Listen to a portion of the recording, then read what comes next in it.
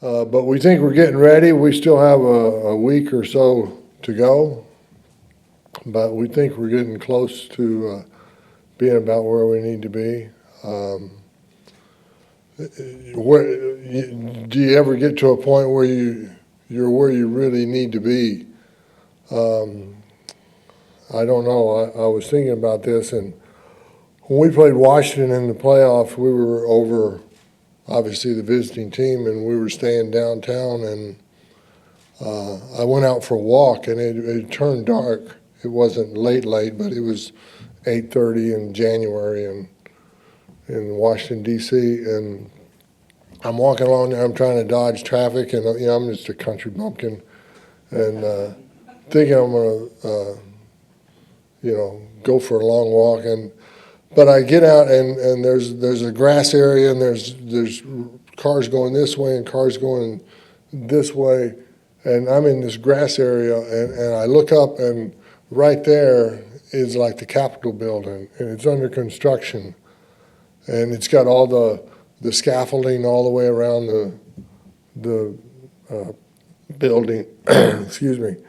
And I just stopped there in the middle of it, and I was safe because the cars were on the road, and I was on the grass. But I was, it was like I didn't go out for a particular purpose, but when I got there, I said, this is the reason I went for a walk. And hopefully we'll go through this draft process, and I'll get to a point, and I'll say, this is the reason we did all the work on the draft. So having said that, we'll take questions. No questions? Thank you.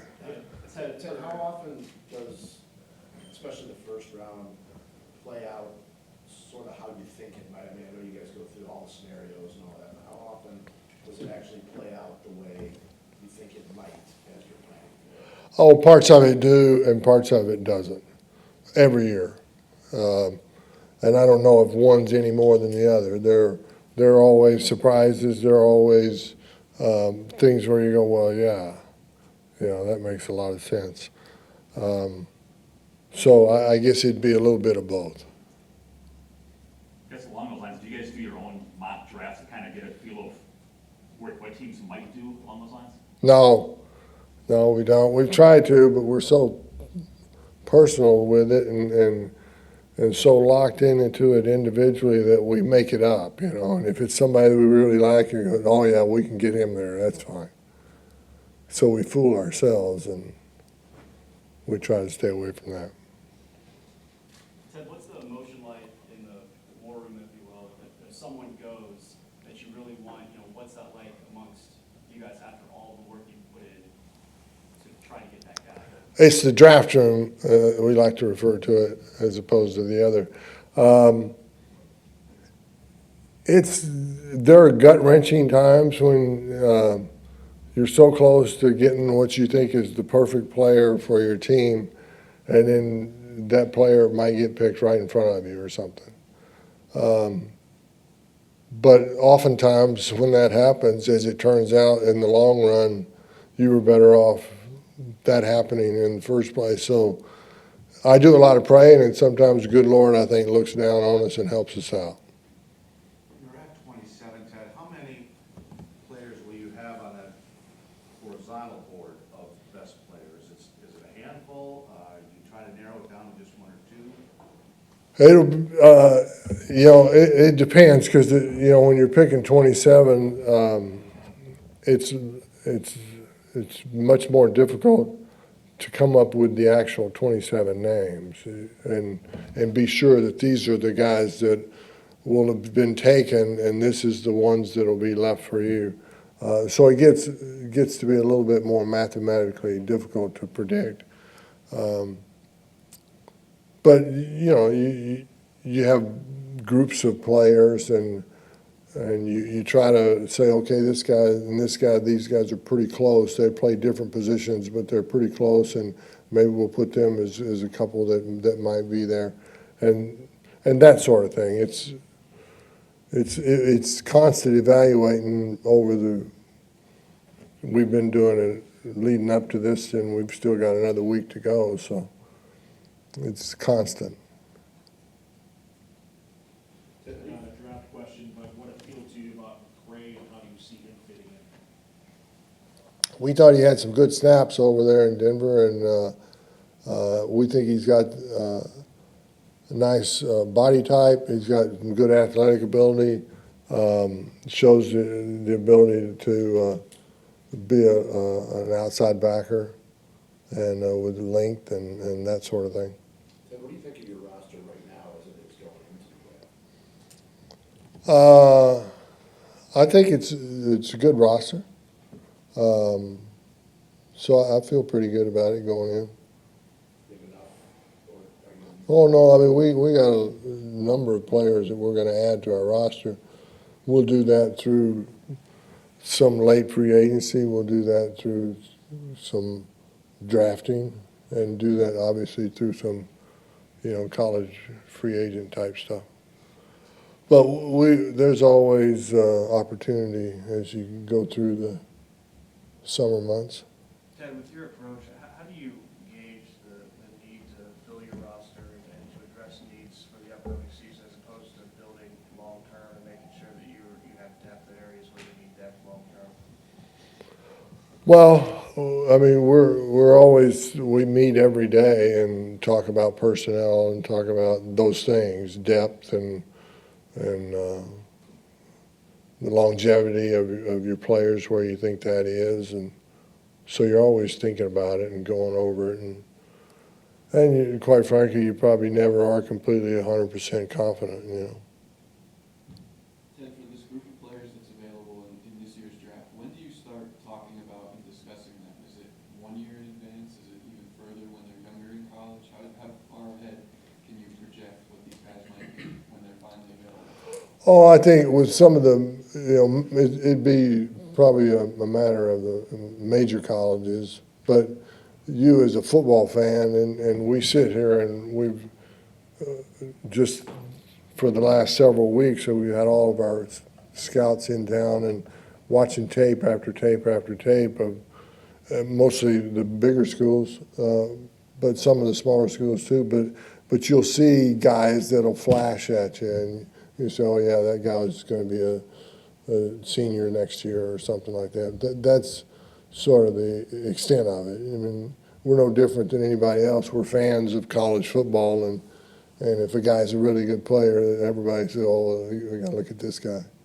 And we usually fight for saying whose guy it is. It's my guy. No, it's my guy. I had him first. So we work all that out. Ted, how important is that process when you do get all the scouts back together, getting those voices in one house and figuring out which direction you guys are going? It's good. It's not always comfortable because there are disagreements where people, rightly so, think differently. They're paid to do that. They're encouraged by myself and everybody else to make sure their voices are heard. And sometimes it gets uncomfortable. But we've been together doing it for a long time, and I think that part's starting to be okay. But you still want to have the passion and the energy to stand on the table and say, this is what we need to do, and this is the reason we need to do it. Ted, you've got some young players, inside linebacker, Jake, who played late last year, Sam, who's played some for you. What do you think you have in those guys, and what's the potential like for those guys? We think it's a pretty good group. Like you say, they've been able to get some experience, and Sam's got experience, got thwarted a little bit with the injury. But we think we got a pretty good group. How do you juggle the drafting best player available, which I know you like to do, but balancing that with drafting a better position of need? Well, we try to draft the best player available. I say this every year, and everybody goes, right. We think it's important to stay focused and try to take the best player. I think that from a personal standpoint, just, common sense, it makes sense to me that you would want to take the best player because the situation about needs is normally a temporary one. what you think you might need is not necessarily what you're really going to need next week, because things are going to change between now and next week. So as long as you're taking really good players and taking the best players you can identify as being the best players available, then you're, in some respects, able to stay a little bit in front of the curb. If you get my drift, if you understand what I'm saying Yeah, there. is there some wiggle room there, like, say you got, Yeah, that can be some of both. You can be in a position where, this solves a problem A on our roster. I think he's also the best player we feel like is available. You can be in a position, if you get lucky, where you can address both. But if it comes to one or the other, I'm going to prefer to take the best player available. yeah, I guess I was wondering, is there some wiggle room there to say that, you got 3 players ahead of a player that you need position A, but he's just a fraction below the other guys, there's some wiggle room there, you know what, he's not. I suppose there is. I would never tell you that there is. And if you ask me, I'll say, no, that's not the way it was. But yeah, it's not written in stone. And like I said, you don't know. These were 4 players you were talking about. There was 3 that won, and then the one. You don't know how their careers are going to work out. Somebody get a sprained ankle and have a completely different career than you think he's going to have. But if we can take the best player available in our minds and be honest about it and stay true to form, that's the way we want to try to do it. We hear so much about the draft board this time of year, but is there another board, or at least something that's visible to all, if not to you, of your roster board, and what takes place contractually in next year or the year after, and how you marry those 2 together? Right. The contractual stuff wouldn't be portrayed in the draft room. We don't need it because. Contractual stuff for the guys, your current players, not. Right. We wouldn't have that in the draft room. We have that in a separate room in the building, but it's not because when the drafting actually starts, there's a ton of people in there, and there's a lot of people that don't necessarily need to know contracts. Will be unexpired. Oh, yeah, sure. Oh, yeah, I got you. I thought you meant like the actual contract. That's weird. Yes, we do. We have a large draft room, and we have several walls on it, and on each of those walls, there's name tags.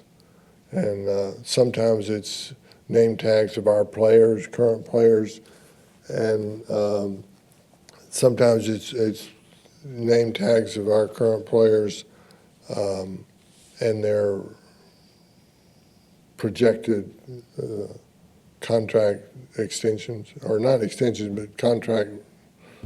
Yeah, that one. There's a wall for all kinds of things. If you can think of it, we have a wall for it in our draft room. So how does expiring contract, and not to beat around the bush, we all know what's happening with your offensive line after this upcoming season. How does that impact your decisions on draft weekend? Not a lot, not a lot. We feel like it's best to stay true to form and try to take the best player available. We're not going to stray off of that. Again, that could be temporary. What you think, like say, you might have a quote unquote expiring contract, but you also might be in a position where you're hopeful to do a reconstruction. Ted, you've got off-season workouts going on right now, draft next week, and obviously rookie camps and stuff like that. How exciting is this time of year for you as the Bills comes back to life, so to speak? I don't know if exciting is the right word I would use. I guess it's good. It certainly was. This was the first week that our players were back, and it was certainly it's good to see them in the building and moving around and that sort of thing. So that part's been great. The the draft thing gets dragged out so long, and that you're kind of ready to do it one way or the other, you know. Ted, when you think about the legwork that goes into the draft, both for you and the other members of the front office, how similar or dissimilar is it to when you first started? In other words, has there been a lot of refinement to the pre-draft process when you think back to your first draft? There's been some, there's been some. There's a lot more information now. Sometimes that's good, sometimes that's probably not so good. There's all kinds of analytical stuff that you need to have someone paying attention to. Maybe not necessarily me, but somebody else paying attention to it. And it's more work, it's more comparisons, it's more what about this, and that sort of thing. And because there's more time, I feel like it kind of evens the playing field, and most teams are probably similar in terms of how they draft now. Ted, you're talking about your inside linebackers earlier. Mike's been pretty clear that he wants Clay to move back to the edge, back outside. Do you feel like you've got the roster right now to allow that move back outside, or do you need to do more work there? Oh, sure, but we're not playing anybody tomorrow. I hope not. Yeah, like I said before, when the question came up about it, I think, you know, there are places in our roster where we're relatively thin when looking at it from a 90-man roster standpoint, but we have quite a number of guys that were on the team before this spring and will be on the team going forward. Is that important to you, too, to get Clay back outside with all the benefits you've had as an organization with him playing inside linebacker and the difference he's made there? Is that important for you to get him back to the edge? Yeah, I mean, it's coaching decision, but we've had a little bit of fortune with him playing outside backer too. Two more, please. Ted, what's more difficult and/or more fun, drafting up at the top of the round like you've done before, you guys have been as high as fifth, or at the bottom? Is it more challenging at either spot and more or less enjoyable at either spot? It's more enjoyable when you pick 32nd, because there's nothing that can be done to you to make your smile go away. And seriously, we can't lose sight of that. I mean, this is about winning, and if you can win, everything's good. Where you pick and that sort of thing is immaterial. But to answer your question, there are challenges of either. But you know, I've always been of the opinion that in a perfect world, if we'd pick 32nd, meaning we're world champions, and then in all the other rounds, we somehow have the first pick in that round. Right. If we could do that, that'd be perfect. I was more asking, I understand obviously what picking 32 means, but just the draft as its own entity, whether it's more difficult when you're picking high and you know, okay, I'm gonna get one of these two players, or at 27 where you may, you know, those guys might all be gone. Yeah, I don't know. I think I enjoy the challenge of either. And the challenge of the one is different than the challenge of the other, obviously.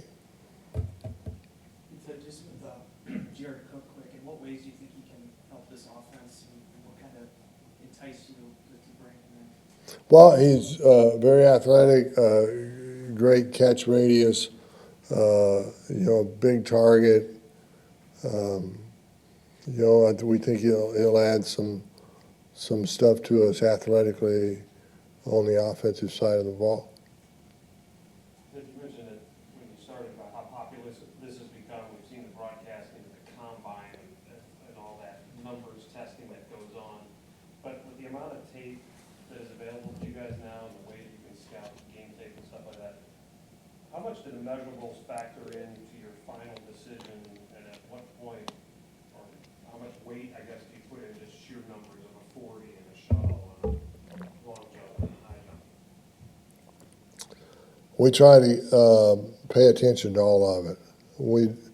Sometimes you'll be paying attention to all of it and you realize that in this particular case, with this particular player, it doesn't matter how fast he ran a 20-yard dash or a 20-yard shuttle or a 40-yard dash.